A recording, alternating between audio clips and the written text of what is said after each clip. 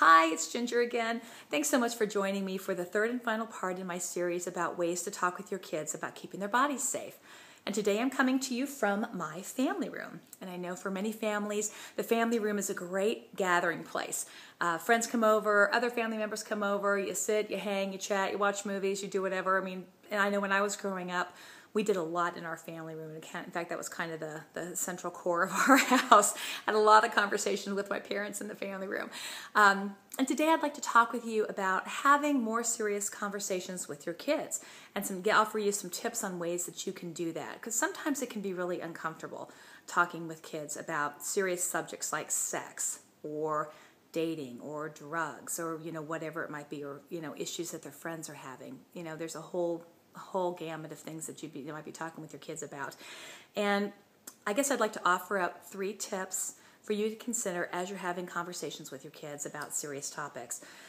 First of all, it's really, really important that you relax.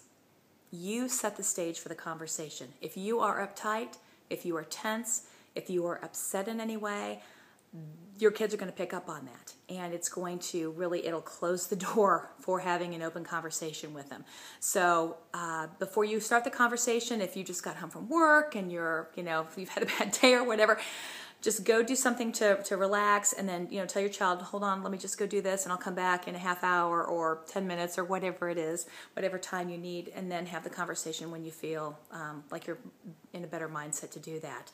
If you're in the midst of the conversation with your child and things elevate or you begin to get upset, it really is okay to give yourself a timeout. Just tell your child, you know what, I need a minute, and then walk away, go into another room.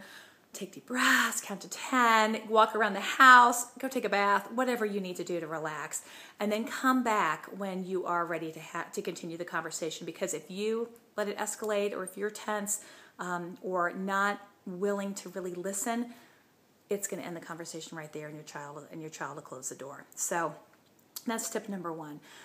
Tip number 2 is, if at all possible, try to incorporate some humor into the conversation. And, that can be done in a variety of ways. And I'm a child forensic interviewer. And that is actually something that I try to do whenever I'm getting to know a child and building rapport with a child. I just find that if I can laugh and if they can laugh, at least a little bit about something that's going on, it really takes the anxiety and tension level from here down to here, and it helps the child open up and feel like they can talk to me a little bit more easily. So again, laughter is great medicine, truly. So see if you can incorporate some of that. And then finally, I want to share a tip with you from a dear, dear, dear friend of mine who is an amazing mom.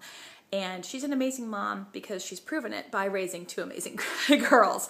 And one of the things that she shared with me that she used to do when they were growing up is that if the girls were talking about something that was, sensitive or uncomfortable for either the girls or for her, she would literally say, okay, on the floor, let's just sit down, and they would just go literally back to back. So they would literally, the girl would be behind here and my friend would be facing forward. And what was so beautiful about that is that they didn't have to see each other's faces. So if one of her daughters was sharing something that was just totally mortifying to her or disturbing in some way or maybe even funny or whatever, they wouldn't see her reaction, which is perfect. So she could just maintain her composure and continue the conversation without stressing her daughters out. So again, it worked well for them. I highly recommend you try it to see if it works for you. And you can do that in your family room or in another room of your house, wherever you're comfortable doing it. So again, I'd like to thank you for joining me for this series. And if you have any ideas about parenting tips, about ways to keep your kids safe, ways to talk with your kids about preventing sexual abuse, physical abuse, dating violence, any of that kind of stuff, I am all ears. Please, please, please send me your ideas and suggestions. I can be reached at gingerkadlec.com, that's email, or you can contact me through my website at gingerkadlec.com, and there's a comment section, I think at the bottom of most pages. So I look forward to hearing from you, and thank you again.